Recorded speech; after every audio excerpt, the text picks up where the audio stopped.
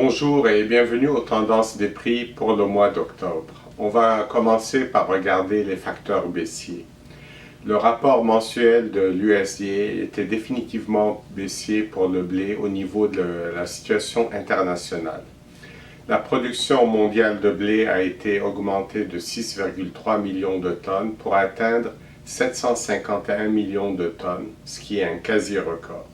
Ce qui fait que les stocks de blé augmentent de 5 millions de tonnes en 2008 pour atteindre 268 millions de tonnes contre 257 millions de tonnes en 2017. Par ailleurs, le rythme des exportations de grains américains est particulièrement lent cette année, surtout en ce qui concerne le maïs et le soya, mais il faut reconnaître que c'est encore tôt dans l'année. Maintenant, on a un facteur haussier, la sécheresse qui a définitivement affecté les rendements des céréales en Australie. Le battage n'a pas encore commencé, on n'a donc pas encore une idée très précise des dommages, mais il ne fait aucun doute que les récoltes seront définitivement en dessous des niveaux records atteints l'an passé en Australie. On a plusieurs facteurs à suivre. D'abord, le rapport mensuel du USDA était neutre pour le maïs et très modérément haussier pour le soya. Comme on s'y attendait, l'USDA a augmenté le rendement du maïs américain, mais il a surpris le marché en abaissant celui du soya.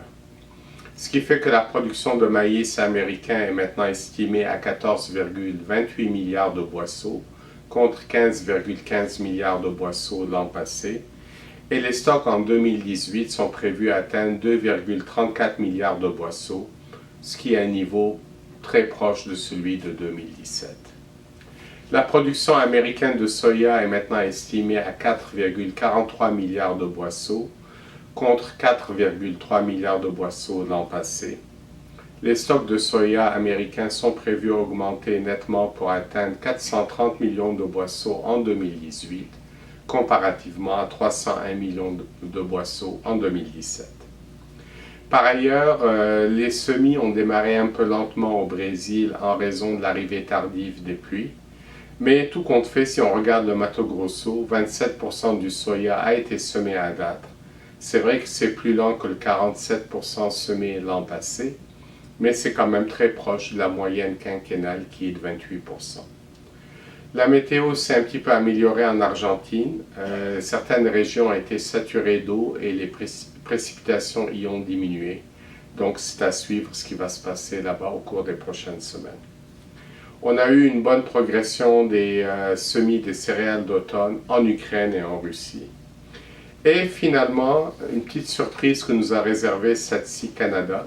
Ils ont augmenté la demande locale de maïs de 3,1 à 3,3 millions de tonnes, ce qui fait quand même une augmentation de 200 000 tonnes de maïs pour le Québec. Notre scénario des prix est devenu neutre, ce qui est quand même une amélioration par rapport au mois passé. La bourse est définitivement au neutre depuis plusieurs semaines, malgré des productions records au cours des 6 derniers mois au Brésil, en Argentine et en Russie. Et les bases locales se maintiennent très bien, aussi bien en dollars canadiens qu'en dollars américains, et cela peut être dû à la hausse inattendue de la demande locale de maïs. Voici ce qui conclut notre rapport des tendances pour le mois d'octobre. Au plaisir de vous retrouver en novembre. Merci.